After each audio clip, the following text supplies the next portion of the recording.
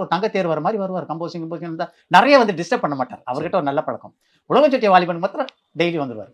அந்த ரெக்கார்டிங் தியேட்டர்ல வந்துட்டா அந்த சீசன்ல வந்து அப்பப்போ கரண்ட் ஆஃப் ஆகும். அதனால கரண்ட் ஆஃப் ஆச்சுன்னா போதும், எல்லாருக்கும் டீ, பிஸ்கெட்டு, கேக்கு இதெல்லாம் வந்துன்னே இருக்கும். அந்த கரண்ட் ஆச்சே, பசிக்குது, இது எதுவுமே தெரியாது. கரண்ட் வந்தோடனே உடனே டேக் அந்த ஒரு ரீல், மறுபடியும் முடிஞ்ச உடனே அந்த மாதிரி டெய்லி கொடுத்துனே. இதெல்லாம் பார்க்கும்போது நமக்கு இன்னும் வள்ளல்ன்றாங்களே, இதுதான் கரெக்டான வள்ளல் பொழுது அப்படின்னு. அப்படி ஒரு அழகு. கம்போசிங் உட்காந்தாருன்னா இப்படி கை வச்சு உட்காந்துவாரு.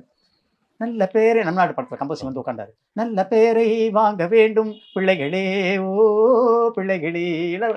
அப்புறம் அப்படிலாம் வெஸ்டர்னா பாடுறாரு விஸ்வநாதன். எல்லாத்தையும் அப்படியே கேட்டுக்கிறாரு. அப்புறம் அது வேற மக்கள் நல்லா இருக்காது. சரி பாடுங்க, என்ன இருக்கு? நல்ல பேரை வாங்க வேண்டும் பிள்ளைகளே, தர லாலலே லாலலே லாலலேன்னு பாடிடுறாரு.